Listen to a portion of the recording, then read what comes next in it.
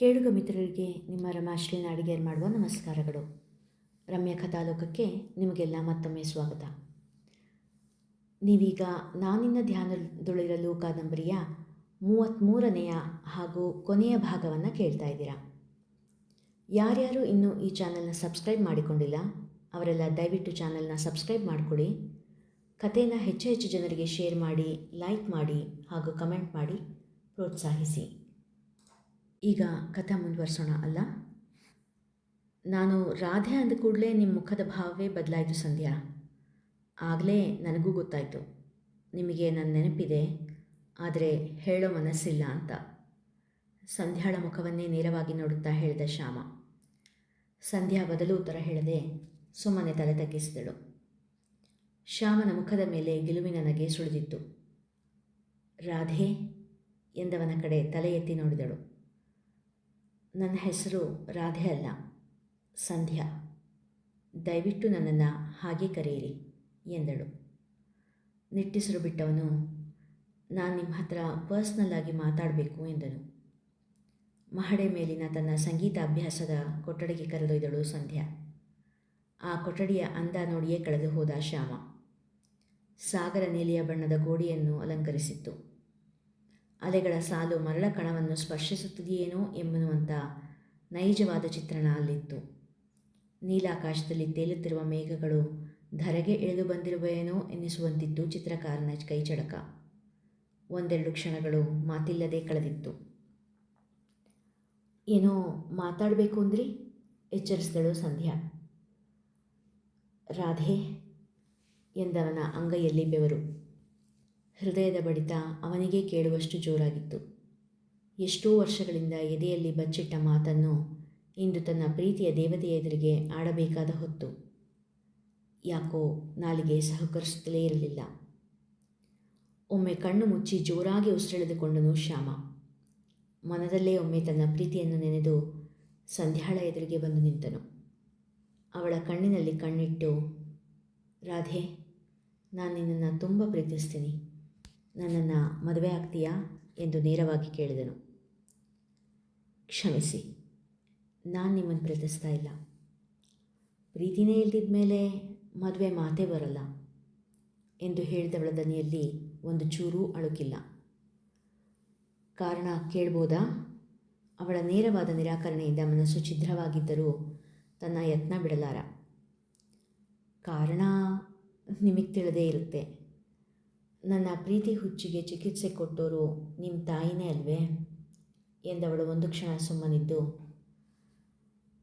ಶ್ಯಾಮ್, ನನ್ನ ನೇರವಾದ ಮಾತಿನಿಂದ ನಿಮಗೆ ಬೇಸರ ಆಗುತ್ತೆ ಅನ್ನೋದು ನನಗೂ ತಿಳಿದಿದೆ. ಆದರೆ ನಿರಾಕರಣೆ ನೇರವಾಗಿ ಇಲ್ದಿದ್ದರೆ ನಮ್ಮ ಮನಸ್ಸು ನಿರೀಕ್ಷೆಗಳನ್ನು ಬೆಳೆಸಿಕೊಳ್ಳುತ್ತೆ. ನಿರೀಕ್ಷೆಯಿಂದ ನಿರಾಸನೆ ಹೆಚ್ಚು. ನಾನು ಬೇರೆ ಯಾರನ್ನೂ ನನ್ನ ಬದುಕಿನ ಒಳಗೆ ಸ್ವಾಗತಿಸಲಾರೆ. ಈ ಜನ್ಮದಲ್ಲಿ ನನ್ನ ಪ್ರೀತಿ ಏನಿದ್ರೂ ರವಿಗೆ ಮೀಸಲು ಎಂದವಳ ನಿರ್ಧಾರ ವಜ್ರದಷ್ಟು ಸ್ಪಷ್ಟ, ಕಠಿಣ. ಆದರೆ ಅವರು ನಿಮ್ಮನ್ನು ಪ್ರೀತಿಸ್ತಾ ಇಲ್ವಲ್ಲ? ಬಹುಶಃ ಅವರಿಗೆ ನೀವು ಅವರನ್ನು ಪ್ರೀತಿಸ್ತಾ ಇರೋದು ಗೊತ್ತೂ ಸಹಿತ ಇಲ್ಲ ಎಂದನು. ಪ್ರೀತಿ ಅನ್ನೋದು ವ್ಯಾಪಾರವಾ ಶ್ಯಾಮ್? ನಾನು ಪ್ರೀತಿ ಕೊಟ್ಟೆ ಅಂದ ಕೂಡಲೇ ಅವರು ನನ್ನನ್ನು ಪ್ರೀತಿಸಲೇಬೇಕು ಅಂತ ಕಂಡೀಷನ್ ಹಾಕೋಕೆ? ಅವರಿಗೆ ನನ್ನ ಪ್ರೀತಿ ಬಗ್ಗೆ ಗೊತ್ತಿದೆಯೋ ಇಲ್ವೋ ಅದು ನನಗೆ ಅನವಶ್ಯಕ. ನನ್ನ ಮನಸ್ಸಿಗೆ ಗೊತ್ತು ನನ್ನ ಪ್ರೀತಿ ಅವರು ಅಂತ. ನನ್ನ ಉಸಿರಿಗೂ ಗೊತ್ತು ನನ್ನ ಸಂಗಾತಿ ಅವರೇ ಅಂತ ಎಂದವಳು ಶ್ಯಾಮನ ಕಡೆ ತಿರುಗಿ, ನಾನು ನನ್ನಲ್ಲಿನ ಒಂದು ಹನಿಯಷ್ಟು ಪ್ರೀತಿಯನ್ನೂ ಬಿಡದೆ ರವಿ ಮಡಲಿಗೆ ಸುರಿದಿದ್ದೀನಿ. ನಿಮಗೆ ಕೊಡೋಕೆ ಅಂತ ನನ್ನಲ್ಲಿ ಏನೂ ಉಳಿದಿಲ್ಲ. ದಯವಿಟ್ಟು ಕ್ಷಮಿಸಿ ಎಂದು ಕೈ ಮುಗಿದಳು. ಮುಂದೆ ಎಂದಾದರೂ ನಿಮ್ಮ ಮನಸ್ಸು ಬದಲಾದರೆ ಎನ್ನುತ್ತಿದ್ದವನ ಮಾತನ್ನು ತಡೆದ ಸಂಧ್ಯಾ ಆ ಕೋಣೆಯ ಗೋಡೆಯ ಒಂದು ಬಾಗಿಲನ್ನು ತೆರೆದಳು. ಅಲ್ಲೊಂದು ಬಾಗಿಲಿದೆ ಎಂಬುದೇ ಯಾರಿಗೂ ತಿಳಿಯುವಂತೆ ಇರಲಿಲ್ಲ. ಆ ಮುಚ್ಚಿದ ಬಾಗಿಲ ಹಿಂದೆ ಇದ್ದಿದ್ದು ಆಳೆತ್ತರದ ರವಿಯ ಚಿತ್ರ. ದಯವಿಟ್ಟು ಕ್ಷಮಿಸಿ ಎಂದವಳಿಗೆ ಬೆನ್ನು ಹಾಕಿ ಹೊರಟವನ ಕಣ್ಣ ತುಂಬ ತುಂಬಿದ್ದ ನೀರು ಮುಂದಿನ ದಾರಿಯನ್ನು ಮಸುಕಾಗಿಸಿತ್ತು. ಕಾಲಚಕ್ರ ತಿರುಗಿತ್ತು. ದೇಶ ವಿದೇಶಗಳಲ್ಲಿ ಕಾರ್ಯಕ್ರಮ ಕೊಡುತ್ತಾ ಜಗದ ತುಂಬೆಲ್ಲ ಹೆಸರು ಮಾಡಿದ್ದ ಸಂಧ್ಯಾ ಎಷ್ಟೋ ವರ್ಷಗಳ ಮೇಲೆ ಬೆಂಗಳೂರಿನಲ್ಲಿ ಕಾರ್ಯಕ್ರಮ ಕೊಡಲು ಒಪ್ಪಿಕೊಂಡಿದ್ದಳು. ಈಗವಳು ಪ್ರೌಢ ಸಂಧ್ಯಾ. ತೆಗೆದ ಬೈತಲೆಯ ಅಕ್ಕಪಕ್ಕದಲ್ಲಿ ಇಣುಕಿರುವ ಬೆಳ್ಳಿ ಕೂದಲುಗಳು ಅವಳಿಗೆ ಬೇರೆಯದ್ದೇ ಶೋಭೆಯನ್ನು ತಂದಿವೆ. ಕಣ್ಣನ್ನು ಅಲಂಕರಿಸಿದ ಚಿನ್ನದ ಬಣ್ಣದ ಕನ್ನಡಕ ಅವಳ ಕಣ್ಣಲ್ಲಿ ಕಾಣುವ ಪ್ರೇಮ ವೈಫಲ್ಯವನ್ನು ಮರೆಮಾಡಿದೆ. ಸಂಗೀತವನ್ನೇ ಉಸಿರಾಡುತ್ತಿರುವ ಸಂಧ್ಯಾ ಎಂದರೆ ಅಭಿಮಾನಿಗಳಲ್ಲಿ ಏನೋ ಪುಳಕ. ಎಷ್ಟೋ ಕಾರ್ಯಕ್ರಮ ನೀಡಿದ್ದರೂ ಇಂದೇಕೋ ಅರಿಯದ ತಲ್ಲಣ ಸಂಧ್ಯಾಳ ಮನದಲ್ಲಿ. ಹೃದಯದಲ್ಲಿ ತಿಳಿಯದ ನಿರೀಕ್ಷೆ. ಮನಸ್ಸು ಯಾರದೋ ಬರುವಿಕೆಗೆ ಕಾದಂತಿದೆ. 3 ಗಂಟೆಗಳ ಸುದೀರ್ಘ ಕಾರ್ಯಕ್ರಮದ ನಂತರ ಅಭಿನಂದನೆಗಳ ಮಹಾಪೂರವೇ ಹರಿದು ಬಂದಿತ್ತು. ವಿದ್ವಾಂಸರುಗಳ ಹೊಗಳಿಕೆಯ ಪ್ರವಾಹದಲ್ಲಿ ಮಿಂದೆದ್ದಳು ಸಂಧ್ಯಾ. ಎಲ್ಲರ ವಂದನೆ ಸ್ವೀಕರಿಸಿ ಕಾರಿನ ಬಳಿ ನಡೆದವಳು ಮೇಡಮ್ ಎಂಬ ಕರೆಗೆ ನಿಂತಳು. ವರ್ಷಗಳಿಂದ ಕಾದಿದ್ದ ಕರೆ. ಅವಳ ಒಲವಿನ ಒಡೆಯನ ಕೊರಳ ಕರೆ ಅದು. ಕ್ಷಣದಲ್ಲೇ ಮನ ಗುರುತಿಸಿತ್ತು. ನವಿಲಾಗಿ ನರ್ತಿಸಿತ್ತು. ಕರೆ ಬಂದ ಕಡೆ ತಿರುಗಿದಳು. ರವಿಮಾಮ. ಮನ ಸಂತಸದಿಂದ ಉಸಿರಿತ್ತು. ಮೇಡಮ್, ಒಂದು ಸೆಲ್ಫಿ ಪ್ಲೀಸ್. ನನ್ನ ಮಗಳಿಗೋಸ್ಕರ. ಅವಳಿಗೆ ನಿಮ್ಮ ಹಾಡುಗಾರಿಕೆ ಅಂದರೆ ಪ್ರಾಣ ಎಂದವನ ಮುಖ ನೋಡಿ, ರವಿಮಾಮ, ನಾನು ಯಾರು ಅಂತ ಗೊತ್ತಾಗಲಿಲ್ವಾ ಎಂದಳು ತುಸು ದುಃಖದಿಂದ. ರವಿಯ ಮುಖದಲ್ಲಿ ಚೂರು ಗೊಂದಲ. ಅವನ ಮುಖದಲ್ಲಿ ಪರಿಚಿತ ಭಾವವೂ ಕಾಣದೆ ಪರಿತಪಿಸಿದಳು ಸಂಧ್ಯಾ. ರವಿಮಾಮ, ನಾನು ಸಂಧ್ಯಾ ಎಂದಾಗಲೂ ರವಿಯ ಮುಖಭಾವ ಬದಲಾಗದಾಗ ಅಳುಕುತ್ತಲೇ, ನಾನು ಛಾಯಾಳ ಗೆಳತಿ ಸಂಧ್ಯಾ ಎಂದಳು. ರವಿಯ ಮುಖದಲ್ಲಿ ದೊಡ್ಡ ಅಚ್ಚರಿ ಕಂಡು ಸಂಧ್ಯಾಳ ಮನಸ್ಸು ಕಣ್ಣೀರಿಟ್ಟಿತು. ಓಹ್, ಸಂಧ್ಯಾ, ಸಂಧ್ಯಾ ಪುಟ್ಟಿ ಎಂದು ಉದ್ಗರಿಸಿದವನ ಮೊಗದಲ್ಲಿ ಕಂಡ ಸಂತಸ ಸಂಧ್ಯಾಳಿಗೆ ಸ್ವಲ್ಪ ಮಟ್ಟಿನ ಖುಷಿಯನ್ನು ನೀಡಿತು. 1 ನಿಮಿಷ ಎಂದವನು ತನ್ನ ಹೆಂಡತಿ ಮಕ್ಕಳನ್ನು ಕರೆದಿದ್ದನು. ಇವರು ಮುಂಚೆ ಛಾಯಾ ಮನೆ ಪಕ್ಕದಲ್ಲೇ ಇದ್ದರು. ಛಾಯಾಗೆ ತುಂಬ ಒಳ್ಳೆ ಗೆಳತಿ. ಮತ್ತೀಗ ಎಷ್ಟು ದೊಡ್ಡ ಸ್ಟಾರ್ ಆಗಿದ್ದರೂ ನನ್ನನ್ನು ಗುರುತಿಸಿ ಮಾತಾಡಿದ್ರು ಎಂದು ಸಂತಸ ಪಡುತ್ತಾ ಒಬ್ಬೊಬ್ಬರೊಂದಿಗೆ ಒಂದೊಂದು ಎಂಬಂತೆ ಸೆಲ್ಫಿ ಕ್ಲಿಕ್ಕಿಸಿಕೊಂಡನು. ನಾನೆಷ್ಟೇ ದೊಡ್ಡೋಳಾದರೂ ನಿಮಗೆ ಮಾತ್ರ ಪುಟ್ಟ ಹೆಂಡತಿಯೇ ಎಂದುಕೊಂಡಳು ಮನದಲ್ಲಿ. ಏನು ರವಿಮಾಮ, ನಿಮ್ಮನ್ನು ಅಂದರೆ ನಿಮ್ಮೆಲ್ಲರನ್ನೂ ಮರೆಯೋದಕ್ಕಾಗುತ್ತಾ ಎಂದು ನಗನಗುತ್ತಾ ಫೋಟೋಗೆ ಪೋಸ್ ನೀಡಿದಳು. ರವಿಯ ಜೊತೆ ಸಂಧ್ಯಾ ಇದ್ದ ಫೋಟೋವೊಂದು ಅವಳ ಫೋನ್ ಗ್ಯಾಲರಿ ಸೇರಿತ್ತು. ಮನೆಗೆ ಮರಳಿ ಬಂದ ಸಂಧ್ಯಾ ಸೀದಾ ಅಭ್ಯಾಸದ ಕೊಠಡಿಗೆ ತೆರಳಿದ್ದಳು. ತನ್ನ ಇಡೀ ಜೀವನ ಯಾರ ಧ್ಯಾನದಲ್ಲೇ ಕಳೆದಿದ್ದಳೋ, ಯಾರನ್ನು ತನ್ನ ಪ್ರೇಮದ ದೈವವೆಂದು ಬಗೆದು ಆರಾಧಿಸಿದ್ದಳೋ ಅವನ ದರ್ಶನವಾಗಿತ್ತು ಅವಳಿಗೆ.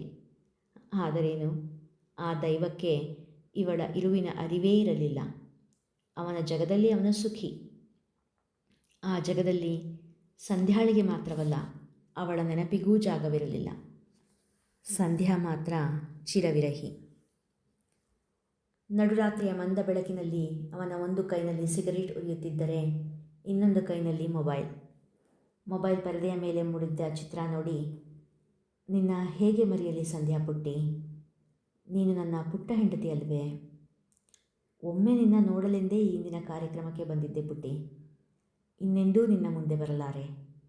ಇನ್ನು ಮುಂದಾದರೂ ನಿನ್ನ ಜೀವನದಲ್ಲಿ ನನಗೆ ಸ್ಥಾನವಿರದೆ ಹೋಗಲಿ. ಮುಂದಿನ ದಿನಗಳಲ್ಲಾದರೂ ನಿನಗೆ ಸರಿಯಾದ ಸಂಗಾತಿ ಸಿಗಲಿ ಎಂದು ಹೃದಯ ತುಂಬಿ ಹಾರೈಸಿದವನ ಮನದಲ್ಲಿ ಮೂಡಿದ ಬಿಕ್ಕುಗಳು ಮಾತ್ರ ಯಾರಿಗೂ ಅರಿವಾಗಲೇ ಇಲ್ಲ. ಛಾಯಾಳಿಂದ ತೀರಾ ಇತ್ತೀಚೆಗೆ ಸಂಧ್ಯಾಳಿಗೆ ತನ್ನಲ್ಲಿ ಇದ್ದ ಒಲವಿನ ಬಗ್ಗೆ ತಿಳಿದಿದ್ದವ ಅರಿಯದೇ ತನ್ನಿಂದ ಒಂದು ಹೆಣ್ಣು ಜೀವದ ಜೀವನ ಬರಡಾದ ನೋವಲ್ಲಿ ಬೆಂದಿದ್ದ. ತನ್ನ ನೆನಪಲ್ಲೂ ಅವಳಿಗೆ ಪಾಲಿಲ್ಲ ಎಂದು ತಿಳಿದರಾದರೂ ಅವಳು ಬೇರೊಬ್ಬನ ಮಡದಿಯಾಗಬಹುದು ಎಂಬ ಆಸೆಯಿಂದ ಅವಳ ಗುರುತೇ ಇಲ್ಲದಂತೆ ಮಾತನಾಡಿದ್ದ. ಅವನ ಪ್ರಯತ್ನ ಫಲ ನೀಡುವುದೇ? ನಾನಿನ್ನ ಧ್ಯಾನದೊಳಿರಲು ಮಿಕಹಿನ ಮನವರೇನು ಮಾಡಬಲ್ಲರೋ ರಂಗ, ನಾನಿನ್ನ ಧ್ಯಾನದೊಳಿರಲು. ತಂಬೂರಿ ಮೀಟುತ್ತಾ ಹಾಡುತ್ತಿದ್ದವಳ ಮನದ ನೋವು ಆ ಪುರಂದರ ವಿಠಲನಿಗಷ್ಟೇ ತಿಳಿಯುವಂತಾಗಿತ್ತು. ಇಂದಿಗೆ ಸಂಧ್ಯಾಳ ಕತೆ ಮುಗಿದಿದೆ. ಹೇಗನ್ನಿಸ್ತು? ಇದು ನನ್ನ ಮನಸ್ಸಿಗೆ ತುಂಬ ಹತ್ತಿರವಾದ ಕತೆ. ಮುಗಿಸಲು ಬೇಸರ ಅಂತೂ ಇದೆ, ಆದರೆ ಆರಂಭ ಆದಮೇಲೆ ಅಂತ್ಯ ಇರಲೇಬೇಕು ಅಲ್ವೇ? ನಿಮಗೆ ಕತೆ ಹೇಗನ್ನಿಸ್ತು? ಯಾವ ಪಾತ್ರ ಇಷ್ಟ ಆಯಿತು, ಯಾವುದಿಷ್ಟ ಆಗಲಿಲ್ಲ? ಎಲ್ಲವನ್ನು ಒಂದೆರಡು ವಾಕ್ಯದಲ್ಲಿ ಕಮೆಂಟ್ ಸೆಕ್ಷನಲ್ಲಿ ತಿಳಿಸ್ತೀರಾ ಅಲ್ವಾ? ನಿಮ್ಮ ವಿಮರ್ಶೆಗಳಿಗಾಗಿ ಕಾಯ್ತಾ ಇರ್ತೀನಿ. ಹೊಸದೊಂದು ಕಥೆಯೊಂದಿಗೆ ಮತ್ತೆ ಭೇಟಿಯಾಗೋಣ. ಧನ್ಯವಾದಗಳು.